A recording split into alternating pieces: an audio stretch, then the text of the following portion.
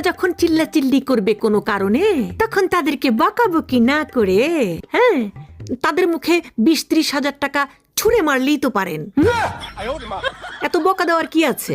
বকা না দিয়ে 20-30 হাজার টাকা দিবেন, মুখের উপর একদম ছুঁড়ে মারবেন, ঠিক আছে? তাহলেই দেখবেন যে আমরা বউরা না আর চিল্লাবো না, একদম ঠান্ডা। আপনি বকা দিবেন, মনে করেন যে যত যাই কিছু বলেন, ঠিক আছে, আমরা কিছুই বলবো না। তো সবসময় বকাবকি না করে মাঝে মাঝে রাগ করে 20-30 হাজার টাকা মুখের উপর ছুঁড়ে মারবেন। ওয়াহ, দেখবেন বউরা ভালো হয়ে গেছে।